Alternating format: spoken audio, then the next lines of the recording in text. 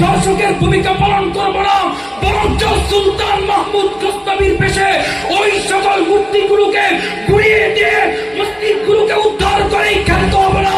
প্রয়োজনে বাংলা উলামায়ে কেরাম দ্বিতীয় গজওয়াতুল হিন্দের ঘোষণা দিয়ে যুদ্ধের জন্য প্রস্তুত হবে, যুদ্ধের জন্য প্রস্তুত সুম্মা ইনশাআল্লাহ।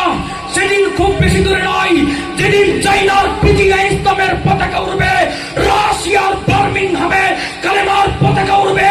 যেই দিল্লি ইতিপূর্বে মুসলমান 800 বছর শাসন করেছে, সেই দিল্লির লাল কেল্লা মুসলমান আবার শাসন করবে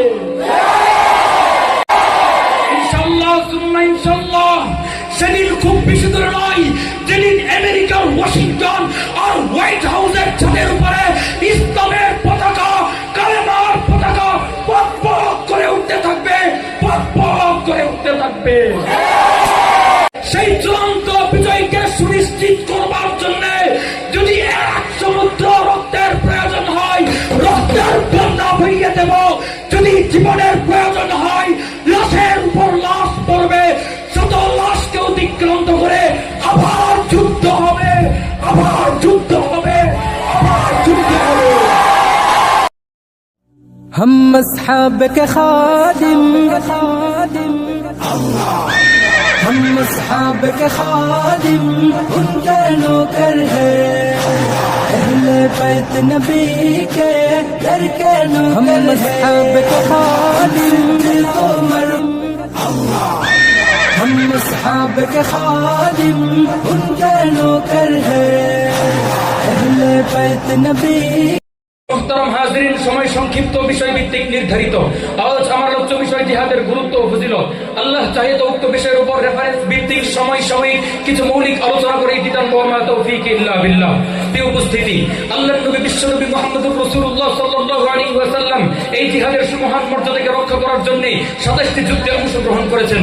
প্রয়োজনের খাতিরে 70টিরও অধিক সারিয়া প্রেরণ করেছেন।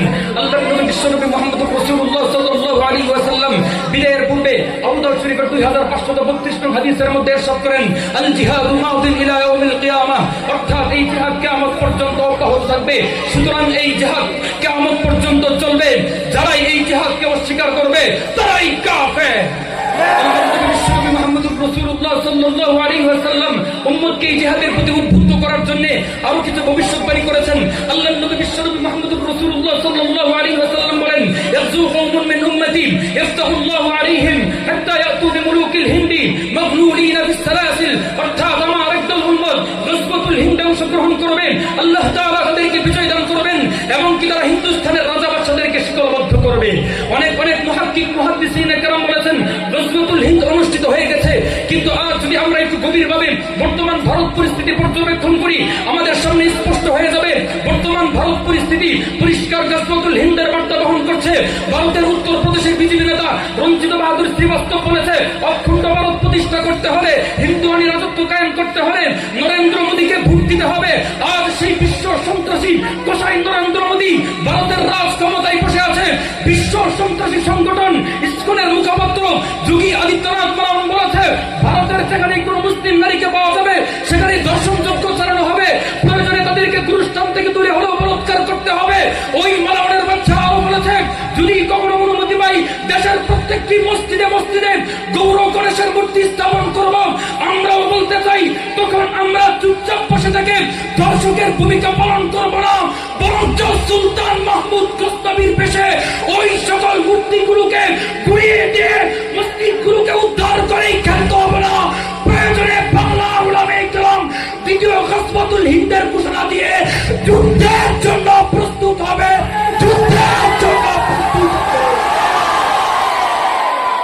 আল্লাহর নবী বিশ্বনবী মুহাম্মদুর রাসূলুল্লাহ সাল্লাল্লাহু আলাইহি ওয়াসাল্লাম, আল্লাহর নবী বিশ্বনবী রাসূলুল্লাহ সাল্লাল্লাহু আলাইহি ওয়াসাল্লাম মুআইমিন ইবনে মুহাম্মাদের 5132 নং হাদিসের মধ্যে ইরশাদ করেন, লা ইয়াবকা আলা যাহরিল আরদি বাইতু মাদারিন ওয়ালা ওয়াবারিন ইল্লা আদখালাহু আল্লাহু কালিমাতাল ইসলাম, অর্থাৎ ভূপৃষ্ঠের উপর এমন কোন ঘর বাড়ি বাকি থাকবে না যেখানে ইসলামের কালিমা দাখিল হবে না।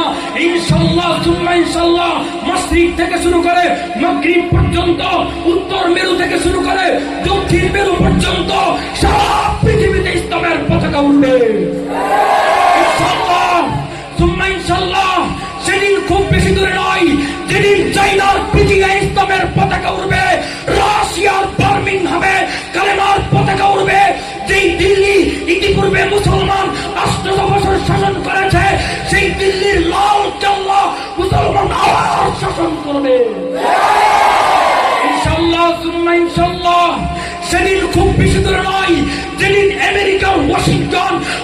হোয়াইট হাউসের ছাদের উপরে ইসলামের পতাকা, কালেমার পতাকা পক পক করে উঠতে থাকবে, পক পক করে উঠতে থাকবে। ইনশাআল্লাহ বিজয় আমাদেরই হবে। সেই চূড়ান্ত বিজয়কে সুনিশ্চিত করবার জন্য যদি এক সমুদ্র রক্তের প্রয়োজন হয়, রক্তের বন্যা বইয়ে দেব। যদি জীবনের প্রয়োজন হয়, লাশের উপর লাশ পড়বে, শত লাশকে অতিক্রান্ত করে আবার যুদ্ধ হবে, আবার যুদ্ধ হবে, আবার যুদ্ধ হবে। জিন্দাবাদ আল হালাল ছাত্র কাফেলা, জিন্দাবাদ বাংলাদেশ মুজাহিদুল ইসলাম, জিন্দাবাদ। নাসরুল্লাহি ওয়া ফাতহুন করিব। ওয়াবাশশিরিল মুমিনিন। আসসালামু আলাইকুম ওয়া রাহমাতুল্লাহি ওয়া বারাকাতুহু। মাশাআল্লাহ, মারহাবা, অত্যন্ত ধন্যবাদ।